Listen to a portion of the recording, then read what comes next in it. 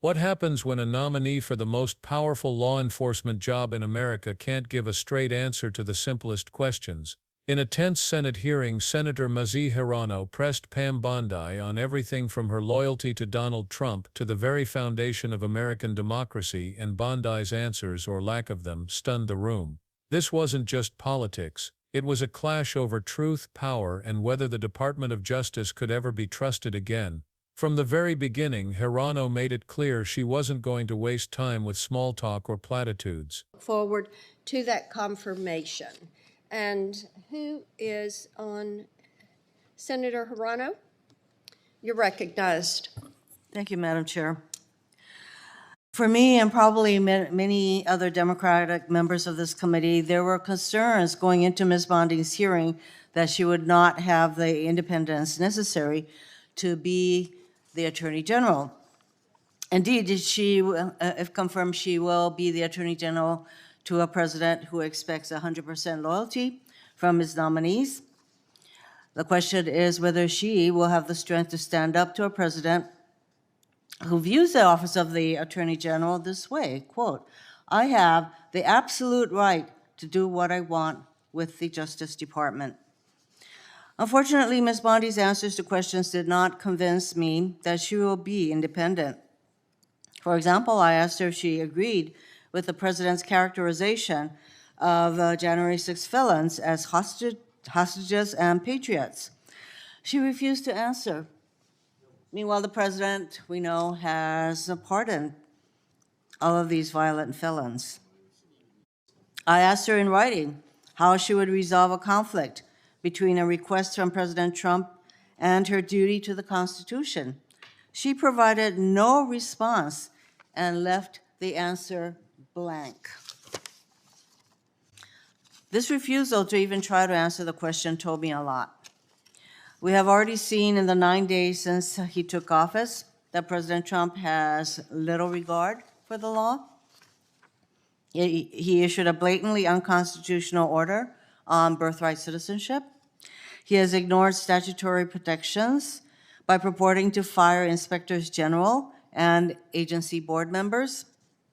And he put an illegal hold on billions in federal funds and grants to states and local governments that provide support for our families, children, and seniors. We need an attorney general who will tell him when his actions would break the law. Ms. Bondi will not be that person, so I cannot support her nomination. Thank you, Mr. Chair. Thank you, Mr. Chairman. She asked Bondi the kind of basic integrity questions that set the tone for the entire exchange. Had she ever committed harassment or faced any discipline for misconduct? Bondi said no, but the real test wasn't in her personal record. It was in whether she could demonstrate the independence needed for the Attorney General's office. Hirono explained that she judged nominees on two things: their qualifications and their fitness to serve, which meant loyalty to the Constitution over loyalty to the president. It was an ominous prelude because many of Trump's nominees had already failed one or both of those tests. That led to one of the most telling moments of the entire hearing. Hirono looked straight at Bondi and asked her to say who won the 2020 presidential election. It should have been the easiest question in the world, a simple acknowledgement of reality. But Bondi struggled. She said Joe Biden is the president of the United States, but when pressed she couldn't quite bring herself to say Joe Biden won. Hirono pounced, pointing out the difference between recognizing a title and stating the truth. That hesitation exposed everything. On the surface it looked like a cautious answer, but underneath it revealed the dilemma that has haunted Trump-era Republicans: alienate Trump's base by admitting the truth, or erode public trust by dodging it. Bondi's careful phrasing left her stuck in the middle, vulnerable to critics who say she lacks the backbone for independent judgment. And Hirono wasn't finished. She pivoted to the January 6 attack on the Capitol, quoting Trump's own words in which he described convicted rioters as hostages and patriots. Would Bondi endorse that characterization? She claimed she wasn't familiar with the statement, a response that raised more eyebrows than it settled.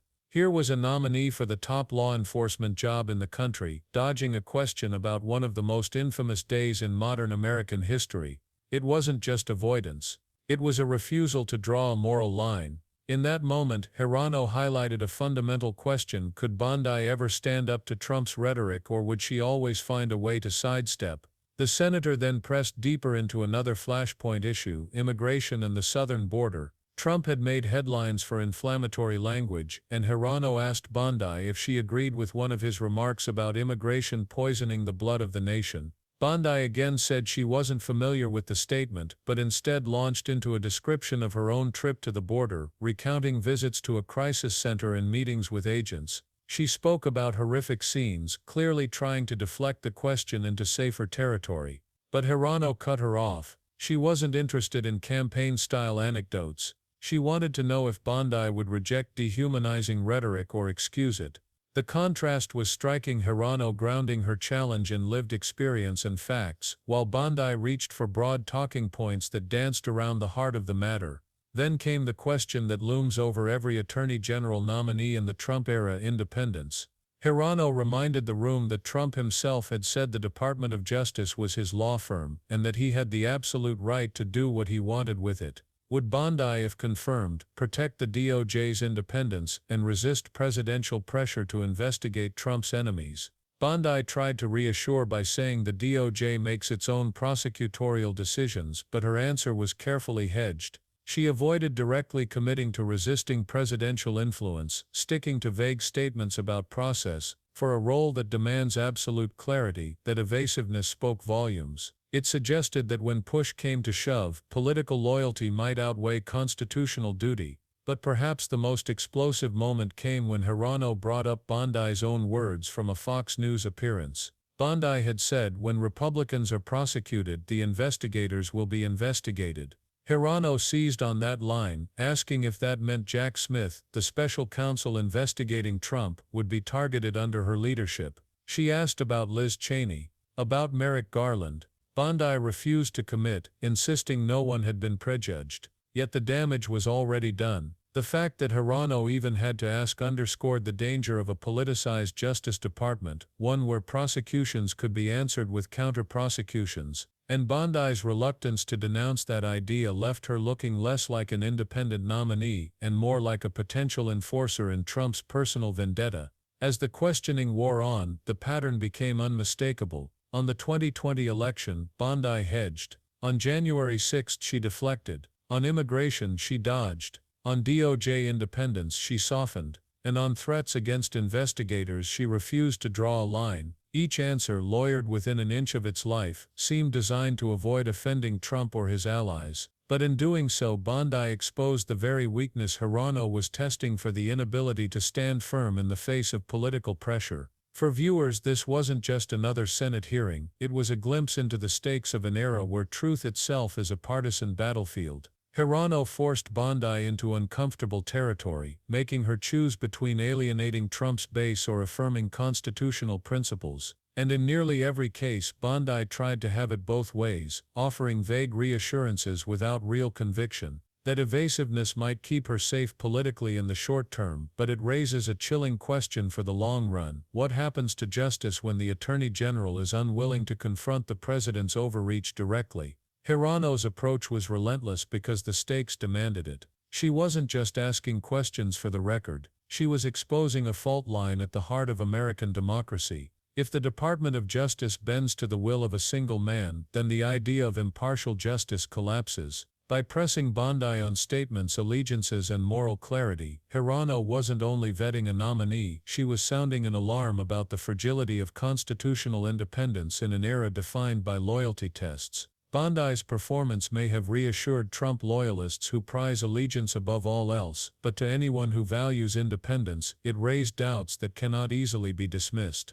Can the country trust its top prosecutor to defend the law without fear or favor when her answers suggest hesitation at every turn? That is the uncomfortable legacy of this hearing, and the reason why Hirono's questioning has already become a flashpoint in the debate over the future of the Justice Department. The tension between law and loyalty is not an abstract issue, it's the central question that will shape how justice is applied in the years to come. And in that Senate hearing, Mazie Hirono stripped away the protective language and forced Pam Bondi to reveal, through hesitation and evasion, just how fragile that balance really is. So what do you think? Was Hirono right to press so hard, or do you believe Bondi's careful answers show she can balance independence with loyalty? Let us know in the comments below, and if you found this breakdown eye-opening, don't forget to hit like, subscribe, and turn on notifications so you don't miss what's coming next, because the next showdown is even more explosive.